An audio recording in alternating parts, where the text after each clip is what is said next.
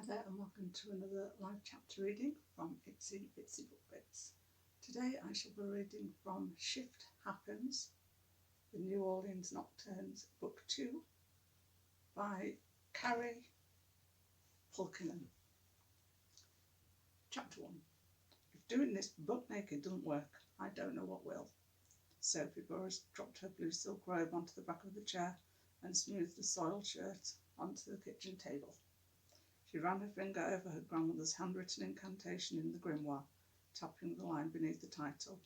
It says, "A simple spell to remove stains from clothing. Simplicity must be the key, and you can't get any simpler than being buck naked." "I think the preferred term is sky-clad." Jane, her vampire best friend, leaned against the wall, peering at Sophie's ancestral book. "And I don't think being naked is going to make it any easier to cast a spell. Hey, being naked makes a lot of things easier. Sex, shaving, you don't have to do the laundry." She ticked off the list on her fingers. "Anyway, I read about this online. Some witches prefer no spells naked because it intensifies their magic. Maybe my grandma was one of them." Jane scrunched her nose. "Ew, now I'm picturing a wrinkly old lady with sagging boobs dancing naked around a bonfire." "Thanks." "She was 25 when she died and she was gorgeous. I've seen pictures." "I still don't think it's going to help." "You never know until you try." Sophie scanned the short incantation one more time, though she'd already memorised it during the first 7 times she'd tried to cast the damn spell. Jane grabbed her boot through her red cashmere sweater, pushing them together and up before narrowing her eyes at Sophie's. "I should have gotten implants while I was alive." "Yours are fabulous." "Oh, please," she waved her hand dismissively. "Yours will stay perky for all eternity. Well, I've got about 20 years tops before gravity comes a-calling. Besides, the hottest vampire in New Orleans thinks you're utterly perfect, so I don't want to hear it." Sophie jerked her head towards the exit. "Either get naked or get out." "I don't want anything contaminating this spell. It has to work this time." Jane lifted her hands, a look of pity softening her eyes. "I'll be in the living room." She flicked her long dark hair over her shoulder and strutted out of the kitchen. Sophie closed her eyes, taking a deep breath and trying her damnedest to sense some kind of magic sparking inside of her. Nothing happened as usual, but she ignored the empty sensation like she ignored her best friend's looks of sympathy every time one of her grandma's spells refused to be cast. Which was literally every time. If she could just get one to work, any spell, it didn't matter which at this point, she could prove she belonged in the coven and finally get those secretive witches to accept her. It was her destiny. A palm reader told her so. Focusing on the stain, she recited the spell 3 times, each repetition growing louder, intensifying along with her frustration. As she entered the final chant, she swiped her hand across the fabric, exactly like the directions told her to, and waited, willing the damn spot to disappear. But nothing happened. "Fuck me with a wooden dildo. I give up." She jabbed her arms into the robe sleeves, cinching the belt around her waist before dropping into a chair. "The Sophie I know never gives up." Jane appeared in the doorway faster than Sophie could blink and sank into the chair next to her. Damn vampires and their super speed. They could also wipe a person's mind and make them dumber than a turkey lining up for Thanksgiving dinner. At least for a short period of time. It was so unfair. Meet the new Sophie, quitter extraordinaire. She crossed her arms as her bottom lip poked out in a pout. She left it there. Even badass bitches deserved a little pity party every now and then. Jake shook her head, leaning an elbow on the table and flashing that look of pity again. "You're not a quitter. You moved 500 miles away from home to expand your business on the advice of a fortune teller. And you're doing great. This magic stuff is weird. A lot of it boils down to fate and meant to be crap that I never believed in before. But listen." She grasped Sophie's hand. "You can't force it. If you're meant to have powers, they'll come when it's time. Good goat cheese, do you hear me? That's starting to sound like Ethan." "Great, and in the meantime I'll just stay the awkward weirdo who gets along better with animals than she does people." She touched the scabbed over bite marks on her forearm. "Most animals." Jane rolled her eyes. "I'm married to a drama queen. I don't need this shit for my best friend too. You and I both know you're not a weirdo. Lots of people are good with animals. And that's a werewolf bite. It doesn't count." She pulled her sleeve down, covering the wound. Whatever it was, they were in animal form when they bit me. Has Gaston had any luck figuring out who did it? None, apparently. It's illegal for werewolves to bite witches without permission, and since you smell like a witch and had a witch grandmother, the entire supernatural community is being tight-lipped about it. She leaned an elbow on a table, resting a chin in her hand. Fabulous. The one time they acted like Sophie was actually a witch, and she didn't want them to. How's it healing? Do you need me to lick it again? It's fine, Sophie laughed. Vampire's bit had healing properties, but she would never get used to hearing Jane talk about stuff like this. It was the most normal thing in the world. My best friend just offered to lick my wounds. Maybe I'm not the weirdo in this pair after all. You're definitely not. Sophie sighed and flipped the grimoire shut. The leather spine creaked as the cover closed over the 1,000+ pages of secrets Sophie apparently wasn't meant to be privy to. I think I've found a witch who might be willing to help me. She lives upstairs and runs a coffee shop on the first floor. Are you sure she's a witch? Have you asked her? Not yet. She's kind of my last hope, so I'm giving it time, getting to know her before I start bombarding her with questions. Jane nodded, tapping a finger to her temple. Smart. I just can't believe I did this, you know. Did what? She toyed with the belt on her robe. Moved here on the advice of a psychic. You also moved here to be with your BFF. Jane patted her hand. I know, but I got so caught up in the apparent magic of the situation I couldn't see it for what it really was. A coincidence. You've always been a believer, and that psychic did come highly recommended. I read the reviews after you saw her. Sophie had seen a palm reader on a whim one night when she was out with a few of her employees. After a flourish of ringing bells and chanting in a language Sophie didn't understand, the psychic told her that her business would prosper in New Orleans, and if she went there, she'd find magic and a man who'd make her innermost dreams come true. The very next day, Jane had told her she was planning a trip to the French Quarter for Mardi Gras, and Sophie pounced at the chance to make the palm reader's premonition come true. Now her dog-walking business was doing well, and she'd found magic all right. Her best friend was turned into a vampire the second night they were there, but the witches in the tourist shops wouldn't give Sophie a hot minute, much less the time of day. New Orleans was full of supernatural beings, but they blended in with humans, leaving Sophie dancing around the edges of a magical world she wanted to so badly join. And the man who would make her innermost dreams come true? Yeah, right.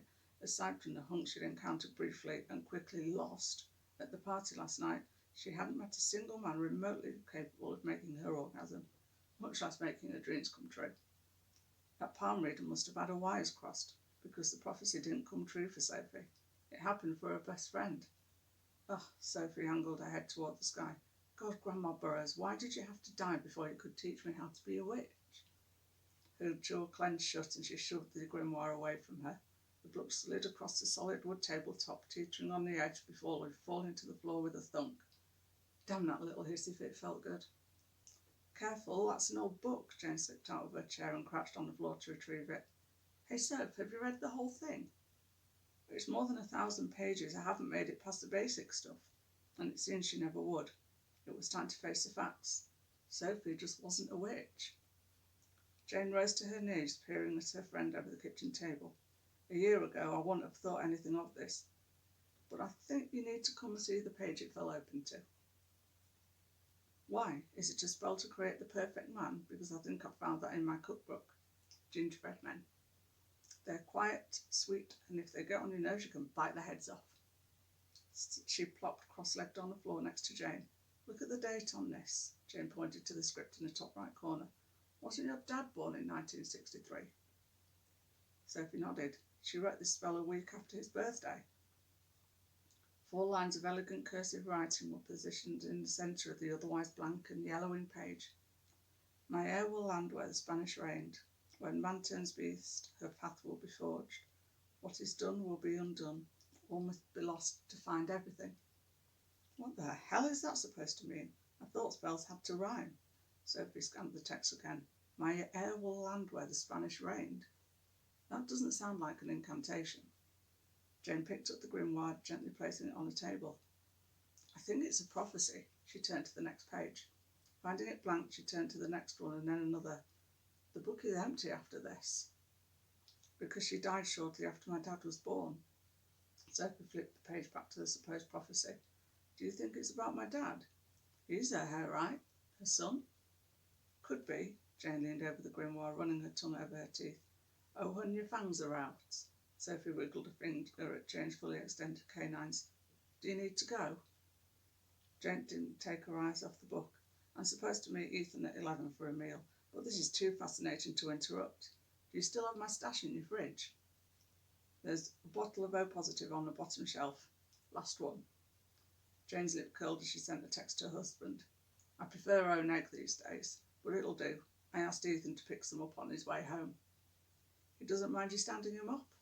Sophie opened the fridge and took out the bottle of blood, another thing she would never get used to. The mere sight of blood made Jane faint not too long ago. She popped it in the microwave to heat it as close to 98.6 degrees as she could and get it for herself. As close as she could get it, and poured herself a glass of Chardonnay. He's with Gaston. As long as I'm home for playtime before dawn, he won't mind. You're so lucky. Sophie set the one bottle and a wine glass in front of Jane before sinking into the chair. I'm on my third set of batteries this month. You know all you'd have to do is bat your lashes and you can have any man you wanted in your bed. This was true. Sophie had never had any trouble landing a man. It was holding on to one she hadn't mastered yet. That and finding one who actually knew his way around a woman's body was next to impossible. If not for a trusty vibrator, she'd be wound tight to the nurse Spanx after an all-you-can-eat buffet. I'm tired of casual sex. I want more. I want what you have with Ethan. You'll find it when the time is right. I know you will. She could have argued, but what was the point? She'd either find Mr. Right or she wouldn't. No use crying over spilt milk that couldn't be spilled because it didn't even exist. So, land where the Spanish reigned. Do you think she meant Mexico? I went to Cancun once for summer vacation when I was a teenager. Jane chewed the inside of her cheek, her brow furrowing as she stared at the book. I don't think this is about your dad. Read the second line. When man turns beast, her path will be forged. Sophie gasped, her path? But my dad is an only child. My grandma didn't have any female heirs. She has you. Me? Her mouth dropped open. How can it be about me? I wasn't even a glimmer in my dad's eye when she wrote it. He was just a baby himself. It's a prophecy, duh. It's about the future. Look. Jane pointed to the third line. When man turns beast, her path will be forged. So if a werewolf bit you last night, that's the very definition of a man turned beast. This was crazy. Sophie's dead grandmother did not write a prophecy about her 30 years before she was born. Okay, maybe that fits, but what about the first line? The land where the Spanish reigned. We're in the French Quarter. All the cute little sayings are in French. La niape, laissez le bon temps, and all that jazz. Ethan calls you Cher, not mi amor. You haven't been on any of the walking tours since you moved here, have you? I walk 15 dogs a day. I'm not about to pay money to walk around more. Jane laughed. The Spanish were in control of New Orleans at the end of the 1700s. Most of the architecture in the French Quarter is actually Spanish. Oh, her eyes widened as she straightened her spine. Oh my God, we flew here the first time, so I did technically land where the Spanish reigned. A flurry of adrenaline rolled through her veins, making her heart pound. A man did turn into a beast, and then the sucker bit me. But what's my path? She clutched Jane's shoulders, her voice coming out in a whisper. What's my path, Jane? I don't know. Maybe you're really going to turn into a werewolf. Gaston, their 300-year-old vampire friend, informed Sophie that there was a 99% chance the bite would heal and Sophie could get on with her life.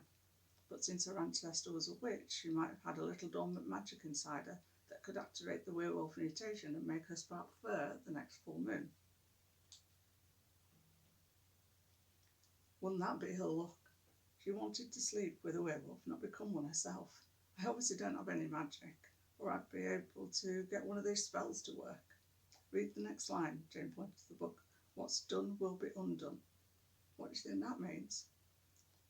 It'll be undone, the bite will heal, and I won't turn into a werewolf. That had to be what it meant.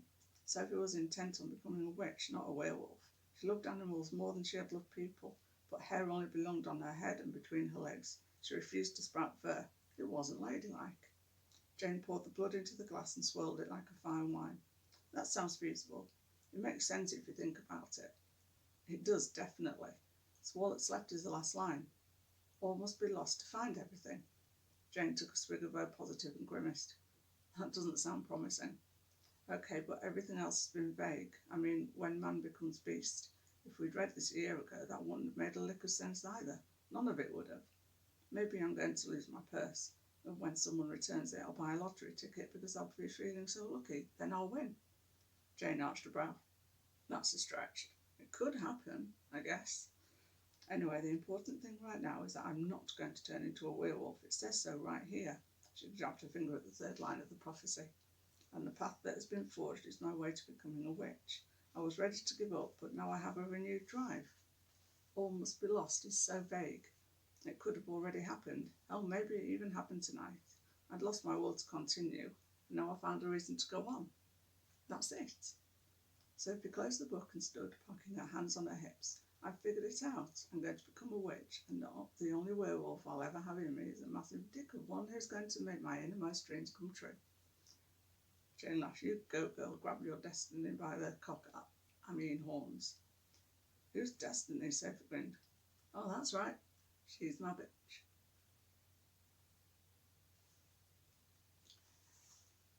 Thank you for listening. I hope you enjoyed the book, and if you're interested, go check it out.